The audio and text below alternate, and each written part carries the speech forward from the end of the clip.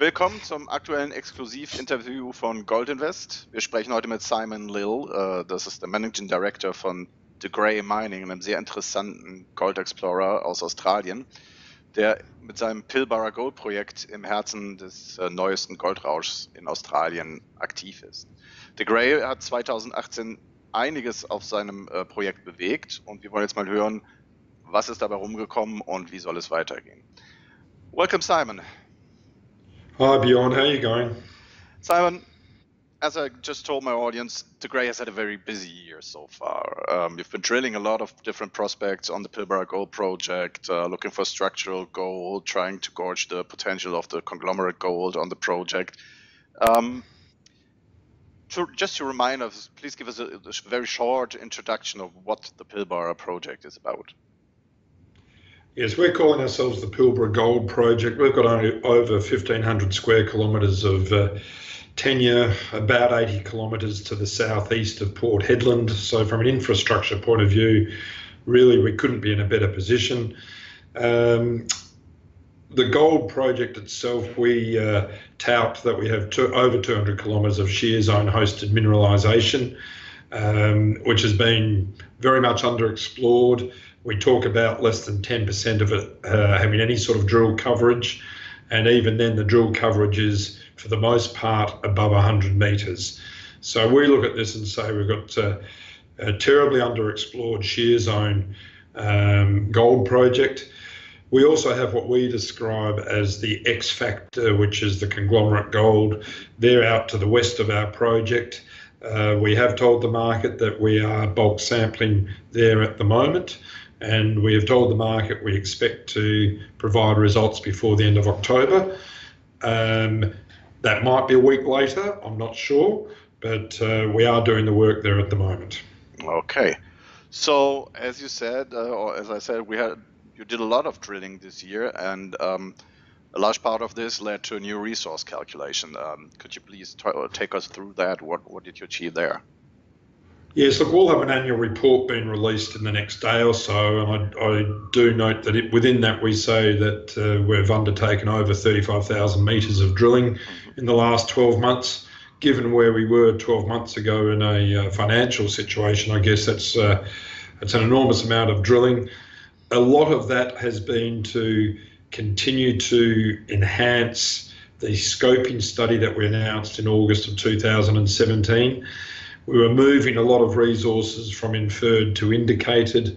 We're also trying to extend scale of the pits and to examine some of the resources along strike as well. Now, we have added 200,000 ounces of resources since our last resource statement, which was I think October of 2017. We announced 1.2 million. We're now at just under 1.4 million ounces, but we have increased the categories. We've also identified in that period, Molina had its maiden resource statement. That's one of our resources. Taurana's had its maiden resource statement, and both of those have grown very, very significantly in the last 12 months as well, and both, we believe, have the potential to continue to grow in scale. So that's also where the last set of drill results came from, which were pretty nice, to say it understatedly. Can you give us? Yeah, tell look, us a bit more about? I'm not as technical as when you interview Andy Beckwith, of course, but the hole at Molina that we had 55 metres at 3.1 grams was probably amongst the best holes we've had in the system, and we've got room around that to follow up, which we plan to do in the next few weeks. Taurana, I won't say it keeps surprising, because I think we are identifying what it is, but it's keeps providing regular and good results. It's a high-grade, narrow-veined system, but we're pretty happy with Taurana, and if you look at the diagrams, you'll see that the northeastern section still has a lot of upside for resources, and we're very comfortable that it will go deeper as well. Okay, so we talked about two of the areas or the target zones, let's say, on the Pilbara-Goldprojekt. What are your plans overall while looking for structural gold on the project? Yes, look, we had a presentation that we released, I guess, 3 weeks ago now. Within that, for the first time, we have started to talk about our multi-million ounce potential at the project across these structural zones. We have stated a corporate target of plus 3 million ounces at the Pilbara-Goldprojekt. That's not including what may or may not happen at the conglomerate zones. So we're now comfortable stating that as a target. We're going to be doing two things in the next 12 months. One is we're looking to conclude a pre-feasibility study, which we think we will do so and release in the first quarter of next calendar year. That's, again, concentrating mainly on the open pit resources. We're also looking to continue to drill to add resources to our project to get a better look at the scale, to move towards 2 million ounces and then beyond to 3 million ounces. There was a release 2 months ago, 6 weeks ago, whereby our exploration geologist, technical director Andy Beckwith, has come up with an exploration target, for example, at Withnell Deeps, and he has come up with over 2 of the lodes that we know. We know we've got 4 lodes that we're looking at, of 350,000 ounces to 700,000 ounces. That's in our ASX releases. I guess all I can ever say is that I know Andy does tend to err on the conservative side, but for him to come up with an exploration target's been a good step too. So we think there's plenty of room for us to add resource ounces, and whilst we will finish the scoping, the pre-feasibility study, that is certainly not a precursor for moving straight into a definitive bankable feasibility study. We think we'll continue to look at the scale for another 12 months to 2 years. Okay. Well, it certainly sounds exciting. And on top of that, you've got what you call the X factor. So you recently announced that you, as you said, commenced bulk sampling at Loudon's Patch, it was, I think, where you concentrated first. Why bulk samples, and what are you trying to achieve there? Look, we have, I shouldn't call them competitors, we have peers in the sector. Novo is obviously the company leading the charge, and they're doing a lot of analysis on their ground and looking at very, very substantial bulk samples. We, in the first instance, are just trying to prove that the conglomerates are carrying mineralisation, carrying gold mineralisation. And our plan at Loudon's Patch has been to take a number of 200 to 250 kilogram bulk samples. We're then going to be crushing and grinding and milling those and running them across a Nelson concentrator. And at the end of the day, all we wish to do is show that, yes, we've got some nuggets, yes, we've got some colour, and from that 200 kilogram sample, there's the colour that we got, and it might weigh 0.5 of a gram, it might weigh 3 grams. That's all we're saying. We're not saying that that's a grade across the resource. People can probably do their own calculations over 5 or 6 samples. So that's really the start.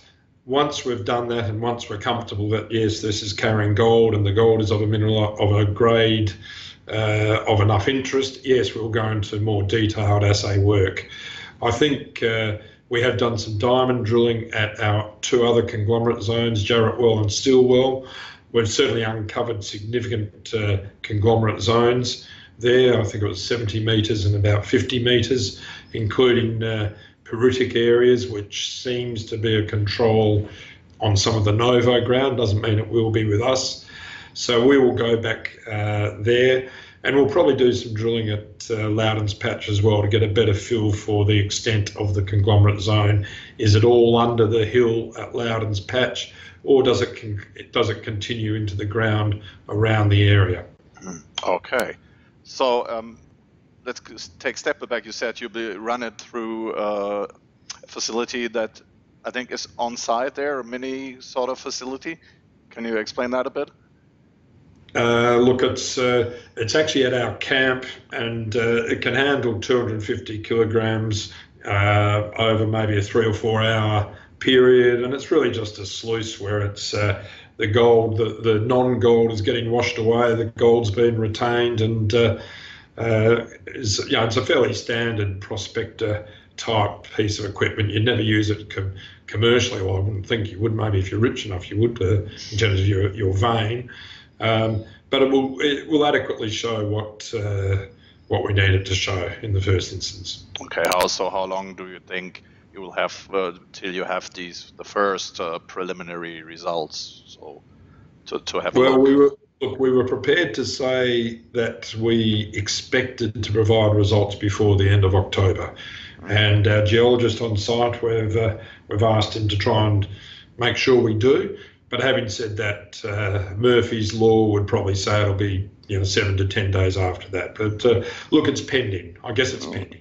Okay, so 7 to 10 days is nothing in mining, where you have always a lot of delay. Easily. Look, it's taken us a while to get to this stage, and what people don't always see is that there's always sort of heritage issues, and then there's station issues, people mustering, then there's equipment issues. So it never runs quite as smoothly as you'd like it to. Sure, that's sure. So let's sum it up. Where will De Grey be, let's say, by the end of this year and 6 months after that? Look, by the end of this year, we certainly have more drilling planned. We have a rig on site at the moment, and we're commencing some diamond drilling as well. So there'll be quite a bit of drilling between now and Christmas. Results will come through January to March, which is sort of it's a bit seasonal. That's the wet season over there. So we should have good news flow January through March. And obviously the conglomerate sampling, and we will, if subject to what those samples look like, we'll continue to do work on the conglomerates as well and continue to report on those. First quarter next year, yes, we should be able to report on a pre-feasibility study result. That will also convert a certain level of resources to reserves. Beyond that, this time next year, or perhaps Christmas 2019, I guess I'd be hopeful that we're pushing 2 million ounces and showing that we've got more behind that as well. Part of our program between now and Christmas will be an air core program. We keep talking about a series of exploration targets that have never had drill holes. We're starting to test some of those as well, and we would hope that we'll get a catalogue of further targets to start drilling and hopefully start looking at maiden resources on as well. So, okay, it certainly sounds like you still have a busy year, 2018 and 2019 at least, before you. We'll be pleased to see how it goes and come back for further updates. Thank you. Well, we haven't spoken to you for a while, Bjorn, and that's been a bit remiss. So we'll keep you up to date in the next few months. So thanks for your time. Okay, thank you very much.